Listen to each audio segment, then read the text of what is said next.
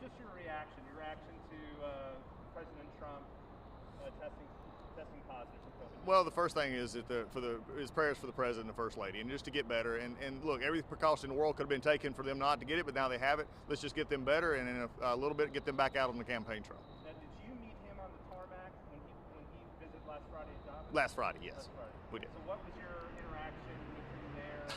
Outside interaction, about 6 feet away. We discussed, had masks. It was it's a normal interaction, which is what you find in COVID these days. They took all the precautions possible. They had testing. If you got close enough to the president, we all had to be tested last week. I was tested last week, and that was the ground precautions they were taking.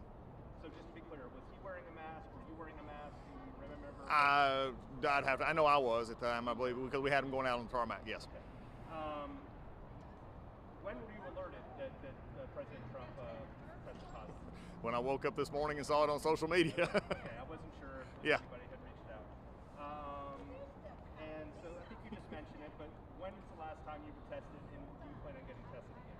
I got tested last Friday, and I don't need. There's no other reason for me to get tested. I show no. I mean, there's nothing wrong with me, and I'm continuing fine. Okay. And have you had any exposure to other top White House officials recently? No. Any other concerns you have personally based on potential exposure with? No, we take the precautions we need to take, and for me, it's about being out in people. We can't be scared of this virus. We need to take the proper precautions and get out, have our economy open, have this political season, and we're looking forward to that. Any thoughts on how this could potentially affect the election?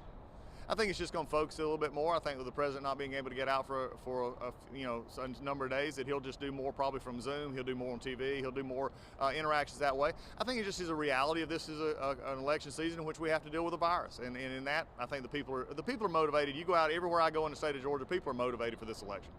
Do you think it's a wake-up call for folks that maybe have not been taking safety guidelines as seriously to do that, to wear masks and social distancing? I think there cannot be any more, and this president has led the way, especially when you was around him. They had to be tested. I think he's talked about these issues, and I think for everybody, it's just a matter of doing what you want to feel comfortable with, but also making sure that you're protecting yourself in the best way possible. What else? What else do you think is important for folks to know, or just your general thoughts on what's happening? Well, I think the biggest thing in his life is just continue on. I think what we're seeing from our job and our economic numbers, we're coming back. I think the issue of the virus is here, but we can't be fearful of the virus. We have to do our proper precautions, move forward, but we can't shut down the world. Here at the Faith and Freedom Conference, we're excited just to talk about the values of faith in our election process, so I'm excited to be here today.